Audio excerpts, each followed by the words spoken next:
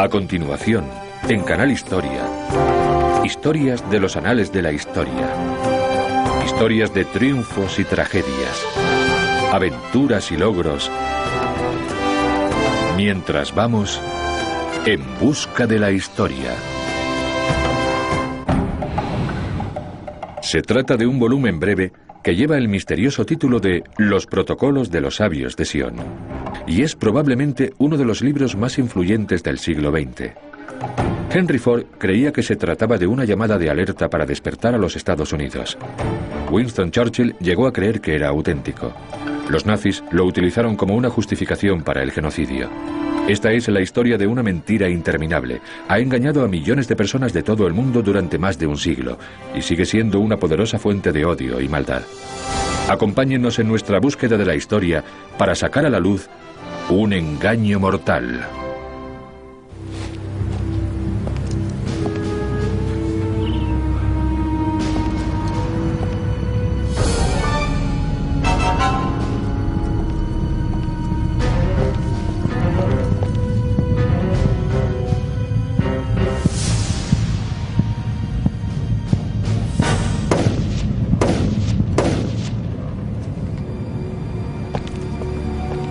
Enero de 1922. Walter Rathenau, ministro alemán de Asuntos Exteriores, judío, es asesinado en Berlín por Hermann Fischer y su cómplice. En el juicio declaran que era necesario matar a Rathenau porque era uno de los sabios de Sion. Pero, ¿quiénes son los sabios de Sion? Según este libro, los sabios de Sion son un grupo elitista de líderes judíos cuyo único propósito es apoderarse del mundo, haciéndose con el control de los corazones, mentes y riquezas de los gentiles. Y el libro pretende provenir directamente de ese grupo inventado de líderes judíos. En toda Europa y también en otros continentes debemos provocar desórdenes, discordia y hostilidad, pero debemos ser astutos para que los gentiles nos acepten como sus benefactores y como salvadores de la raza humana. Estas palabras provienen de un pequeño y misterioso libro que empezó a circular de manera clandestina en Rusia alrededor de 1897. Se titula Los Protocolos de los Sabios de Sion. Su origen y su autoría siguen siendo desconocidos. Los protocolos, que es como se llama normalmente al libro, contienen las actas de una reunión clandestina celebrada por un grupo de líderes judíos, los llamados Sabios de Sion. En estas actas se lee que el único objetivo de los sabios es infiltrarse en todos los resquicios de la sociedad con el fin último de conquistar el mundo. Los protocolos de los sabios de Sion pretenden ser un acta literal, palabra por palabra, de 24 discursos pronunciados por los llamados sabios o ancianos de Sion, en una reunión secreta celebrada en Suiza en 1897. Describen una conspiración aterradora para apoderarse del mundo y destruir las naciones cristianas y levantar de entre las ruinas un imperio judío dirigido por un déspota judío. Desde el mismo momento de su publicación, los protocolos se extendieron por toda Europa como un virus incurable. El ministro alemán de Asuntos Exteriores Walter Rathenau fue solo uno de los millones de víctimas que causaría el libro. Víctimas de un engaño mortal. Porque todo lo que rodea al libro de los protocolos de los sabios de Sion es un engaño. El libro es una falsificación. Los sabios de Sion no existen. La reunión nunca se celebró. Las actas son una invención. Y sin embargo, este libro se ha utilizado y se sigue utilizando para justificar el odio. Y es parte de una red de mentiras que ha ido creciendo a lo largo de los siglos y comienza para muchos con los libros del Nuevo Testamento. Uno es el Evangelio de Juan, que pone en boca de Jesús la siguiente frase. Jesús, hablando a los judíos, dice: a esos que dicen ser judíos, yo les digo que no lo son. Vosotros sois de vuestro padre el diablo y queréis cumplir sus deseos en la tierra. Muy sencillo. Vuestro padre es el diablo y cumplís sus deseos en la tierra, sin pensar en que si él dice que el padre de los judíos es el diablo, el padre de Cristo también sería el diablo. En la Edad Media, la demonización de los judíos había llegado a extremos exacerbados. Pero hasta 1797, este prejuicio esencialmente religioso no se transformó en prejuicio político. Ocurrió debido a los escritos de un clérigo francés, el abate Barruel. Durante el período de paranoia y caos social que siguió a la Revolución Francesa, Barruel culpó a los judíos de todos los males de Francia. Es el deseo de una secta terrible y formidable derrocar a todos los reyes, destruir los altares, la propiedad, eliminar toda ley y terminar por hacer desaparecer la sociedad. El tema de una conspiración judía secreta para conquistar el mundo pronto se convirtió en tema central de la literatura europea de finales del siglo XVIII. Las teorías de la conspiración eran populares y los judíos un blanco fácil. Si no hubiese existido una literatura antisemítica importante antes de los protocolos, no habrían tenido ninguna importancia. Pero la población europea había sido preparada gracias a décadas de oír hablar sobre una conspiración judía para apoderarse del mundo, y por eso los protocolos encajaban, tenían sentido y eran preocupantes. A mediados del siglo XIX, la idea de una conspiración judía internacional ya estaba arraigada. En 1868, Hermann Gottsched escribe Biarritz, una novela antisemítica con el seudónimo más respetable de Sir John Redcliffe. Biarritz es especialmente importante debido a una escena en la que líderes judíos celebran una reunión secreta en un cementerio de Praga. 30 años más tarde, ese mismo escenario aparece en un nuevo documento, los protocolos de los sabios de Sion. Pero esta vez no se dice que sea ficción, sino que se asegura que es real. Los protocolos tuvieron un impacto mayor porque se decía que eran un documento de primera mano. No era un informe acerca de un documento, eran el propio documento. Y como se aceptó como un documento de primera mano, tuvo mucho más impacto del que habría tenido de no ser ese el caso. Los protocolos tienen el mismo aspecto y utilizan el mismo lenguaje que encontramos en actas reales de finales de siglo. Esbozan de manera aparentemente formal los 24 pasos para la dominación del mundo por parte de los judíos. Incluso expertos documentalistas que analizaron los protocolos cuando salieron a la luz creyeron que el manuscrito era real. Pronto comenzaremos a establecer enormes monopolios, acumulaciones colosales de riqueza, de las que dependerán incluso las mayores fortunas de los gentiles, hasta tal punto que se desmoronarán al día siguiente de la revolución política. Fue increíble. Llamó la atención de todo el mundo. Hay declaraciones de muchísima gente diciendo no sabía que estaba pasando algo así. Tuvo muchísimo impacto. Además de su aspecto auténtico, los protocolos también daban nombres, y algunos de los nombres que aparecían en el documento eran los de líderes judíos reales. Theodor Herzl aparece como el sabio principal de los sabios de Sion. Este fue un engaño particularmente astuto, porque el mismo año de la aparición de los protocolos, Theodor Herzl estaba en Basilea, Suiza, liderando el primer Congreso Mundial Judío.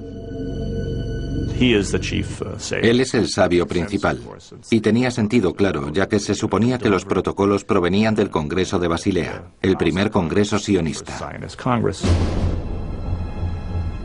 El documento es tan poderoso, de hecho, que a pesar de que se ha demostrado que los protocolos son falsos en al menos 10 ocasiones diferentes a lo largo de sus 100 años de historia, muchas de las personas que los leen siguen creyendo que el documento es real y que lo que dice es cierto. ¿Quién pudo crear un engaño tan poderoso y por qué se crearon los protocolos? La respuesta está plagada de enigmas y ambigüedades que comenzaron con un simple deseo: influir en el zar Nicolás II de Rusia. A continuación, En busca de la historia. San Petersburgo, en Rusia, es el lugar donde aparecieron los protocolos de los sabios de Sion. Y para entender cómo y por qué aparecieron los protocolos, es necesario examinar qué estaba ocurriendo en Rusia en la época en que se creó el documento falso, en 1897. Estamos en vísperas de la Revolución Rusa. Eran tiempos de crisis. Y en tiempos de crisis la gente necesita una explicación de lo que está pasando. Y ahí está la cuestión de la conspiración judía. No hay nada en el mundo moderno que no pueda ser explicado apelando a la naturaleza siniestra de lo que están planeando los judíos. El zar Nicolás II estaba dividido entre dos facciones opuestas dentro de su gobierno.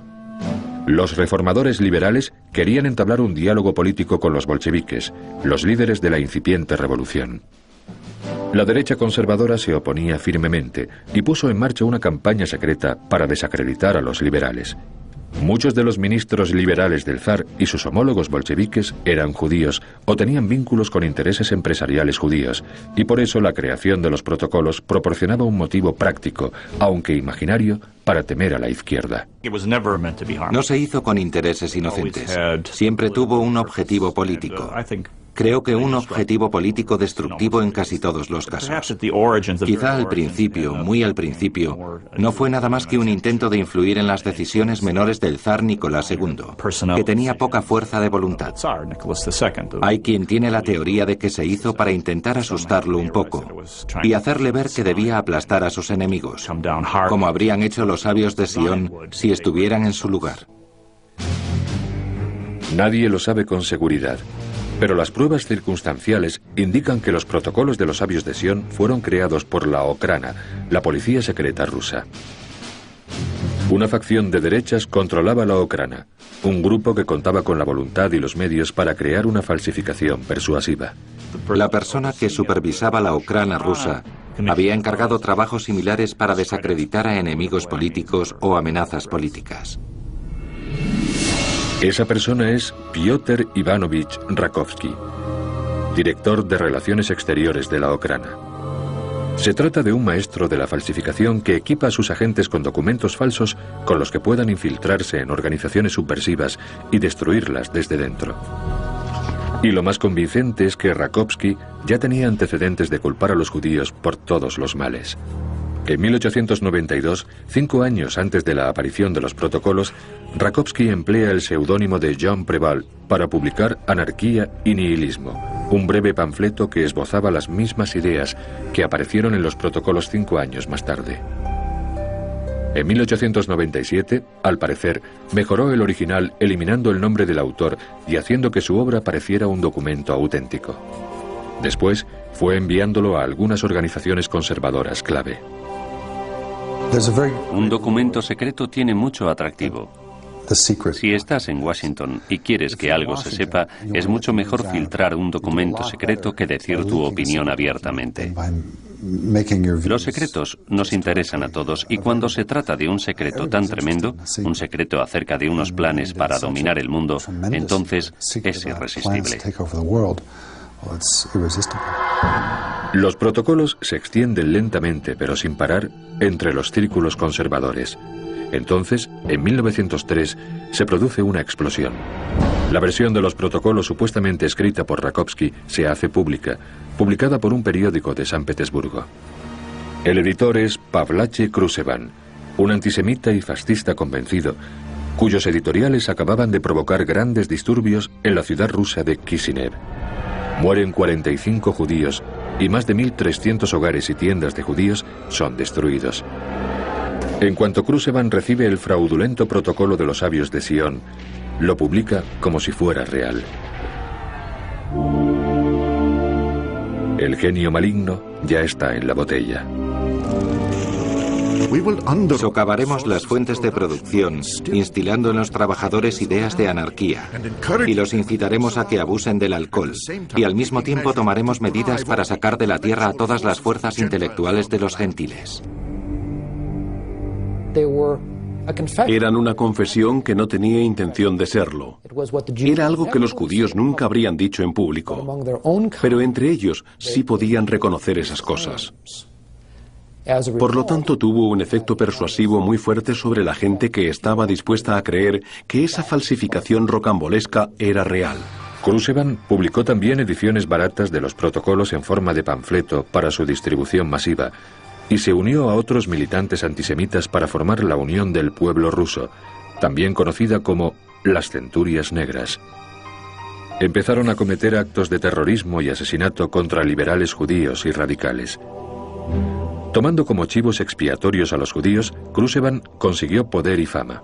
Y eso no pasó desapercibido a otros que buscaban lo mismo. Y uno de esos hombres contaba con el favor del zar. Sergei Nilus era un asesor en la corte de Nicolás y Alejandra.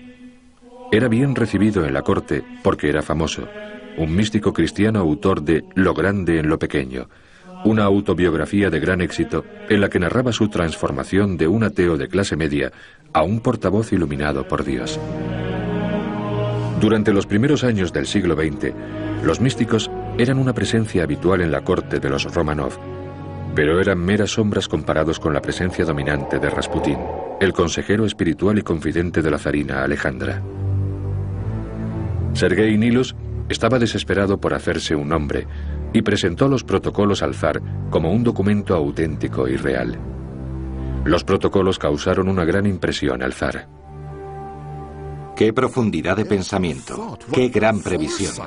Nuestro año 1905 ha discurrido como si lo dirigieran los sabios. No puede haber duda alguna de su autenticidad. En 1905, una versión de los protocolos se publica bajo el sello del Palacio Imperial. La Iglesia Ortodoxa de Moscú ordena que los protocolos sean incluidos en un sermón.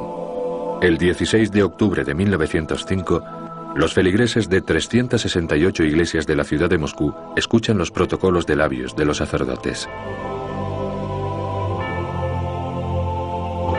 El hecho de que los sacerdotes leyeran los protocolos en todas las iglesias ortodoxas de Rusia significa que estaban integrando los protocolos de los sabios de Sion con los textos escritos en la antigüedad, como por ejemplo el Apocalipsis. Aquí tenemos un documento que demuestra lo que llevamos diciendo cientos de años, que los judíos son gente del anticristo, el ejército del anticristo. 3 semanas después del comienzo de estos sermones, el 8 de noviembre de 1905, más de 1000 judíos son masacrados en la ciudad rusa de Odessa.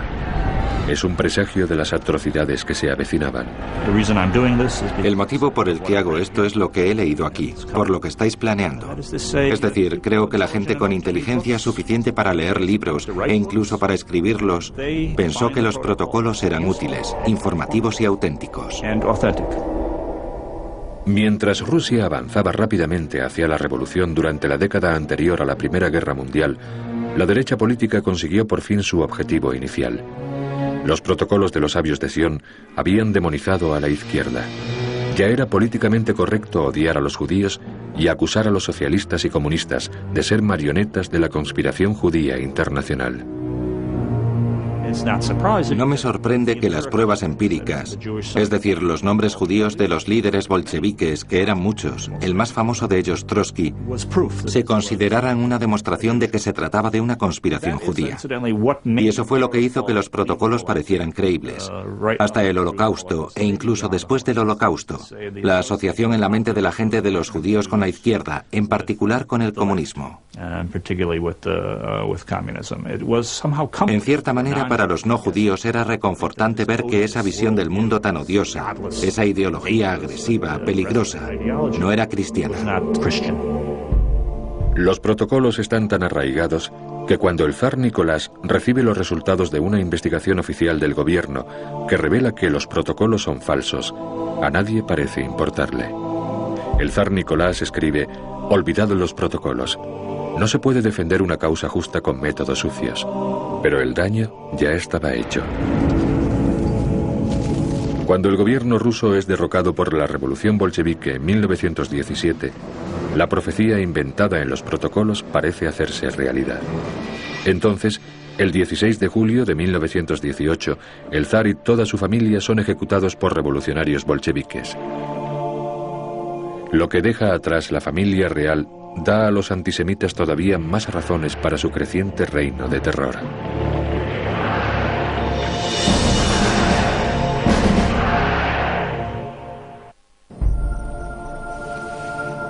Inmediatamente después del asesinato de la familia real rusa, en el verano de 1918, un oficial llega a la escena del crimen para realizar una investigación. Entre las posesiones de la familia, dice haber descubierto solo 3 libros: la Biblia, Guerra y Paz de León Tolstoy y Lo grande en lo pequeño de Sergei Nilus, cuyo apéndice incluye los protocolos de los sabios de Sion. Y esa conexión entre los protocolos y la ejecución de los Romanov se extiende como un incendio entre los partidarios de derechas del zar. Cuando los protocolos de los sabios de Sion aparecen en la transición de la Rusia zarista a la bolchevique, y todos los zaristas y derechistas huyen del país, ¿a dónde van? Intentan huir a Europa, Alemania, Francia, esos países. Y no sería sorprendente que en su equipaje, además de algunos recuerdos de sus hogares, llevaran una copia rusa de los protocolos de los sabios de Sion, que para ellos era como un nuevo evangelio. Entre los muchos partidarios del zar que huyen a Europa está Fyodor Bimberg. Y si los protocolos son una enfermedad, Bimberg es su transmisor. En 1920, Bimberg se asienta en Berlín y pasa los protocolos a Gottfried Surbeck, que publica las primeras ediciones en alemán de los protocolos de los sabios de Sion. Es un éxito de ventas inmediato y se reimprime 5 veces en los 2 primeros años. Era una época de crisis, el final de la Primera Guerra Mundial, un gran baño de sangre, dinastías que desaparecían, cambiaban las formas de gobierno, las fronteras, las costumbres, la moral. Todo eso molestaba a mucha gente.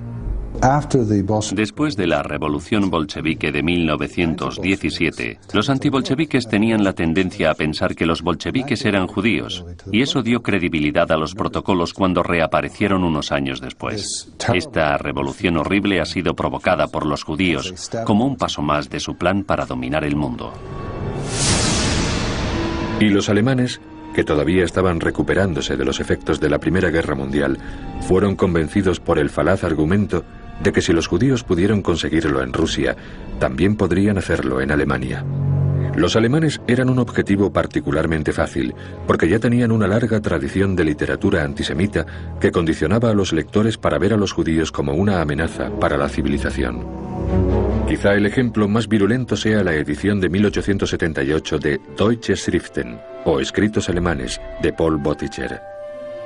Bottcher culpa a los judíos de todos los males que sufre Alemania.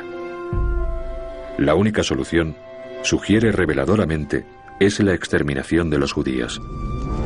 Y así, el virus de los protocolos de los sabios de Sion infectó fácilmente a la víctima debilitada. Una vez la enfermedad del odio a los judíos se apodera de Alemania, se fortalece y se disemina por toda Europa.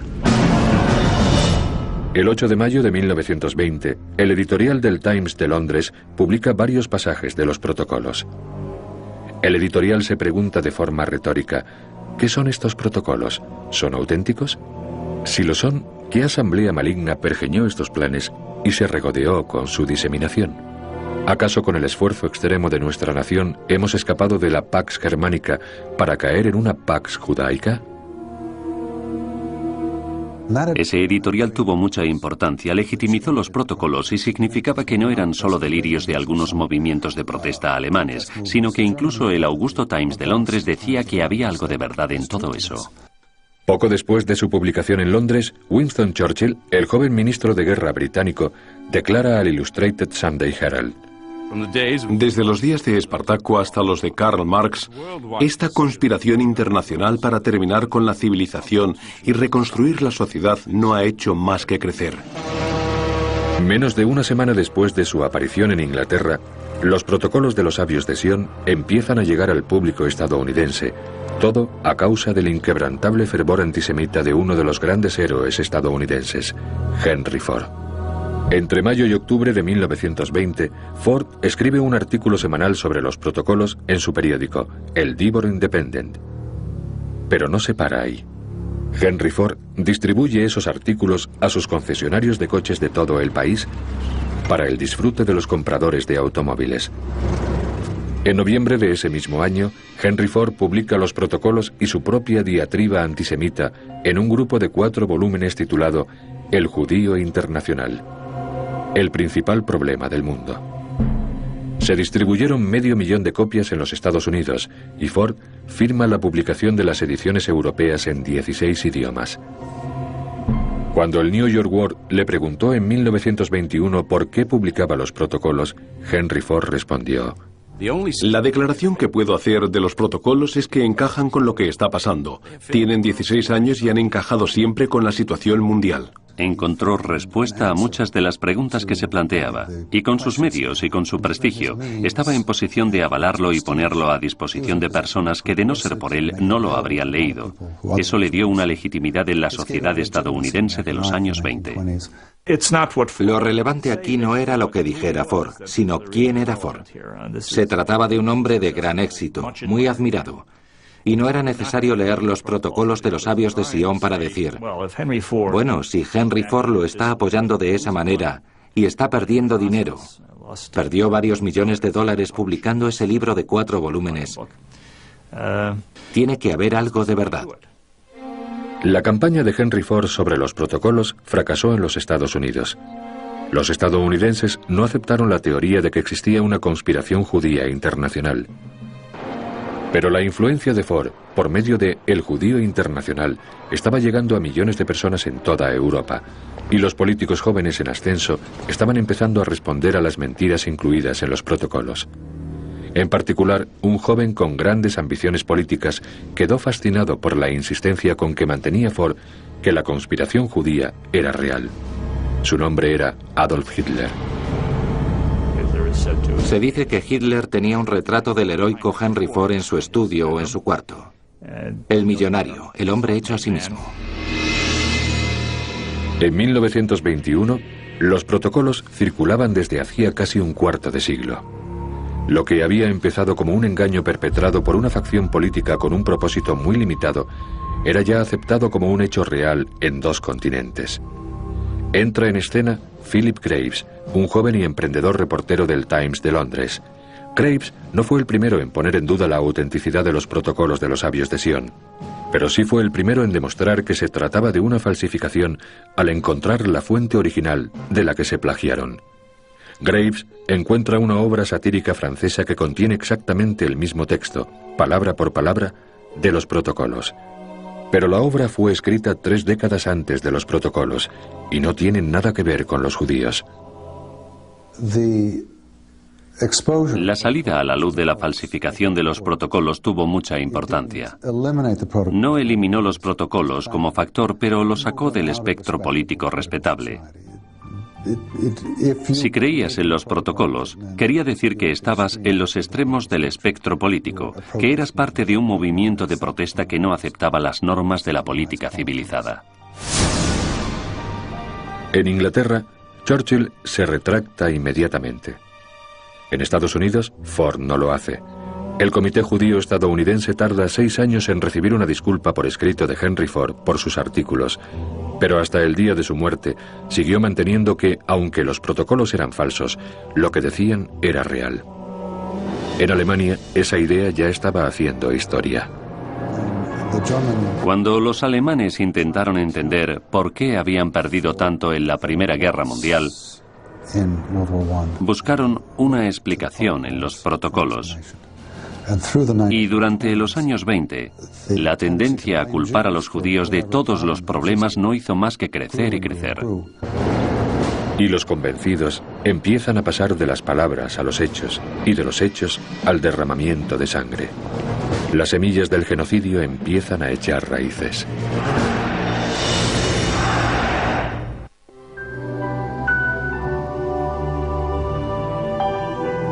Gracias a Philip Graves, periodista del Times de Londres, los protocolos de los sabios de Sion quedan completamente desacreditados en 1921. Pero poco después, Walter Rathenau, el ministro alemán de Asuntos Exteriores, es asesinado frente a su casa de Berlín. Los motivos del crimen están directamente relacionados con quienes creen en los protocolos. El juez que preside el tribunal que juzga a uno de los asesinos de Rathenau dice al asesino convicto: detrás de estos crímenes, el máximo culpable, el antisemitismo fanático e irresponsable, muestra su rostro con todos los medios de difamación de los que ese vulgar libelo, los protocolos de Sion, es un ejemplo.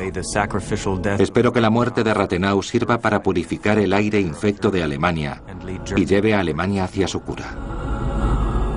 Los alemanes de conciencia reciben el veredicto del juez como el golpe final contra los protocolos. Pero no fue así. La infección era imparable y poco más de 10 años después, Adolf Hitler el hombre que admiraba a Henry Ford es nombrado canciller de Alemania el 30 de enero de 1933. Su partido nazi pasa de formar parte de los flecos de la política alemana a ocupar el centro del poder. En el corazón de su filosofía está la firme convicción de que una conspiración judía está socavando a los gobiernos de todo el mundo. Hitler los conoció bastante pronto. El Mein Kampf menciona específicamente los protocolos. Dice que por supuesto los judíos lo niegan, pero que eso es una prueba más de que es cierto, ya que por supuesto quieren ocultar esa prueba de sus pecados al resto del mundo. En Mein Kampf, Hitler declara: si el judío, con ayuda de su catecismo marxista, triunfa sobre las gentes de este mundo, su corona será la danza de la muerte para la humanidad. El partido nazi adopta los protocolos como si fueran sagrados.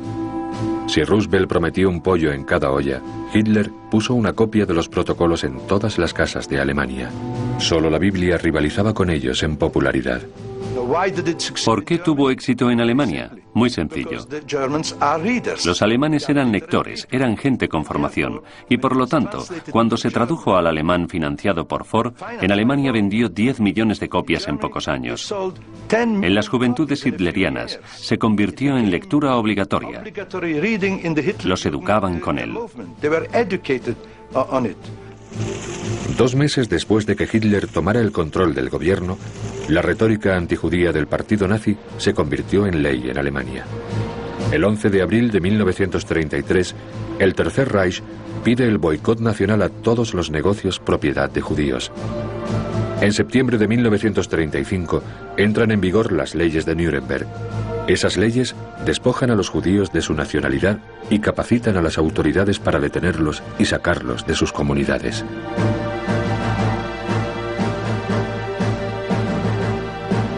Y los protocolos son utilizados una y otra vez como justificación para semejante desprecio de los derechos humanos. Entre los principales responsables de mantener vigentes los protocolos está Julius Streicher, un importante antisemita y editor de un periódico. Julius Streicher era uno de los nazis más desagradables. Sus propios hermanos nazis no le tenían demasiada simpatía. Pero Streicher tenía un punto muy fuerte a su favor. Era uno de los pocos amigos íntimos de Hitler, por así decir. Se había ganado su amistad al fusionar su propio partido con el de Hitler en 1922, que en aquel momento casi doblaba en tamaño al movimiento nazi, y eso le ganó la gratitud de por vida de Hitler. Streicher publica Der Stürmer, un periódico político de derechas muy popular.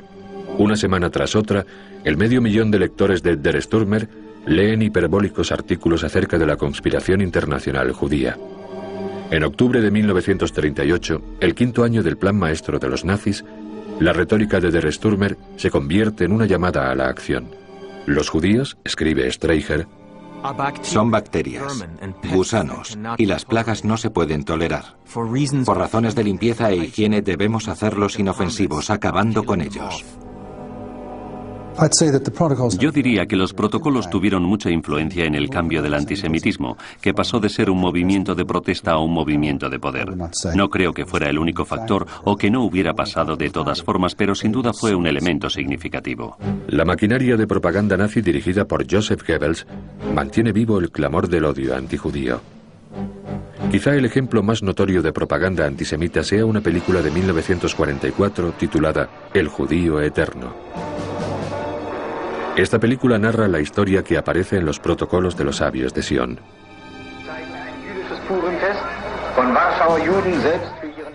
Es un pseudo documento que muestra a los judíos haciendo todo tipo de cosas malignas. No menciona directamente los protocolos, pero la línea que sigue Hitler en esa película está muy influenciada por los protocolos. Por ejemplo, muestra a los judíos participando en una siniestra campaña para apoderarse del mundo. Se los compara con ratas que se esparcen por todo el mundo desde sus orígenes en Asia.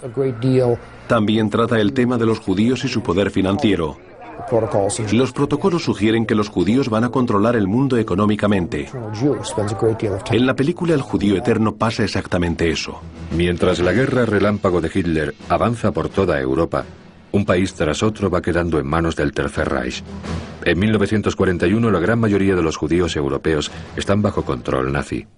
Comienza uno de los capítulos más oscuros de la historia de la humanidad. Un historiador dijo que los alemanes sabían lo suficiente para saber que no querían saber más. Pero por supuesto eso significa que sabes algo. Y hay que tener un motivo para no querer saber más. Los protocolos eran uno de esos motivos. Eran una excusa para cerrar los ojos ante lo que estaba pasando. En octubre de 1943, Heinrich Himmler, el jefe de las SS de Hitler y arquitecto de la solución final, ofrece una aleccionadora razón para el Holocausto. Teníamos el deber moral ante nuestro pueblo de exterminar a las personas que querían exterminarnos a nosotros. Al terminar la guerra, más de 6 millones de judíos han muerto. El horrible legado de un documento falso que infectó la moralidad del mundo. ¿Fueron los protocolos la excusa para el genocidio?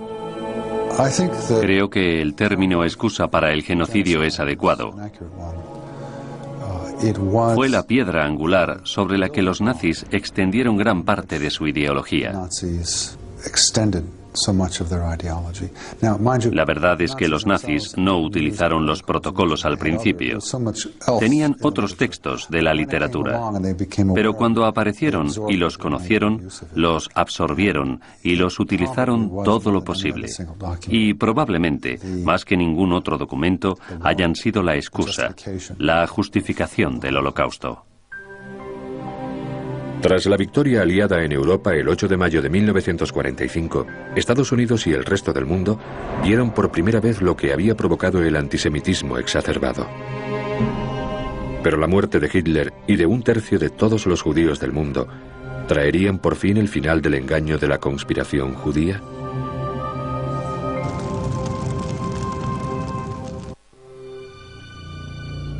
La teoría de una conspiración judía para hacerse con el control del mundo circulaba desde antes del nacimiento de Cristo.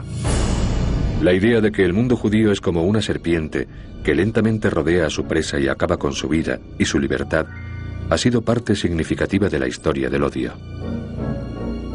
Y aunque se podría pensar que el Holocausto sirvió para aumentar la sensibilidad del mundo ante los peligros del odio, la verdad es que no es exactamente así. Como una enfermedad incurable, los protocolos no han desaparecido. Desde el final de la Segunda Guerra Mundial, los protocolos de los sabios de Sion han reaparecido en los Estados Unidos y en otros países de todo el mundo. Probablemente las dos zonas del mundo más destacadas, aparte de Europa y los Estados Unidos, son Japón y Oriente Próximo. En Oriente Próximo, por supuesto, hay contacto con los judíos, en concreto por el Estado de Israel, y los protocolos se ven como una forma de entender Israel. El hermano de Gamal, Abdul Nasser, una de las figuras más importantes del mundo árabe, escribió la introducción y publicó una de las ediciones de los protocolos, así que es algo muy prominente y está disponible de forma gratuita. Yo mismo recogí un ejemplar en francés en la Embajada de Arabia Saudí. Los repartían. Se publican nuevas ediciones en portugués, árabe y sueco. Aparecen en muchas páginas web. Y con la llegada de Internet, los protocolos de los sabios de Sion son más accesibles que nunca. Y a pesar del hecho de que los protocolos son falsos, muy pocas de las fuentes actuales lo mencionan. La perpetuación del mito de la conspiración judía continúa. Y los protocolos siguen siendo considerados un documento auténtico, casi siempre para apoyar planes antisemitas. En 1990 se produjo una gran controversia en Los Ángeles acerca de los motivos para la venta de los protocolos y otras obras antijudías en una feria del libro patrocinada por el ayuntamiento. El concejal de la ciudad, Seb Jaroslavsky, protestó por la presencia de esos libros en la feria. Tenemos ahí a los fabricantes de odio que los utilizarán como un vehículo para perpetrar sus filosofías del odio.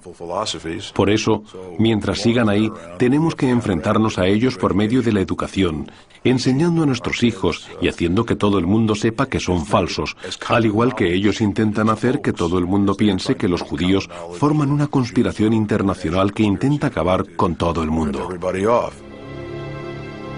En un artículo sobre la controversia escrito en 1990, Nomo, el periódico estudiantil negro publicado en el campus de UCLA, defiende la venta de los protocolos invocando la primera enmienda. Pero en ningún momento dice que los protocolos son una falsificación. El artículo dice: muchos han intentado condenar el libro y prohibirlo acusándolo de antisemitismo. pero sin ningún fundamento. La realidad es que los protocolos nunca han sido rebatidos. Pero los protocolos sí han sido rebatidos una y otra vez, y la reportera de UCLA no tiene que ir más allá de su propia biblioteca para encontrar pruebas. Este es un informe del Congreso de 1964 que condena los protocolos como documento histórico e inventado. Se pueden perpetrar toda clase de engaños y mentiras sobre personas a las que no se conoce. Cuando yo estudiaba en UCLA, conocí a una chica de Long Island que era compañera mía en la facultad que me dijo que yo era el primer judío que conocía y que le sorprendía que no tuviera cuernos. Me dijo que me había mirado la cabeza para comprobarlo, y eso fue en 1968. De hecho, en Rusia, el lugar donde nacieron los protocolos, han tardado casi un siglo en condenar el documento como lo que es. En 1993, un tribunal ruso sentencia que los protocolos son una falsificación antisemita. Pero ni siquiera esa proclamación histórica fue suficiente para frenar el odio. ¿Te preguntas si se puede acabar con los protocolos? Las pruebas históricas dicen que no. Siguen apareciendo en todas partes, en los lugares más extraños. Japón, Kurdistán, Nueva Zelanda. Lugares en los que aparentemente no hay un, por así decir, problema judío. Un buen ejemplo es el de la página de recursos noruegos en Internet. En una fecha tan reciente como 1998, esta página publicaba las actas imaginarias de una segunda reunión de los sabios de Sion, supuestamente celebrada en el centenario de 1997. Estas actas falsas son incluso más incendiarias que las originales y terminan con esta cita, supuestamente de uno de los nuevos sabios.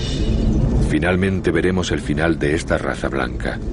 Las mentes de los influenciables niños blancos serán moldeadas para convertirlos en agentes de su propia destrucción. Y una vez más, en ningún lugar se dice que se trate de una obra de ficción. La habilidad de los protocolos de los sabios de Sion para encontrar creyentes en todo el mundo nos recuerda vivamente el peligro que siguen representando. Solamente analizando las raíces históricas de creencias tan contagiosas como esa y exponiendo las terribles falsedades de las que provienen, podremos detener el odio con la verdad. Ese es el motivo por el que vamos en busca de la historia.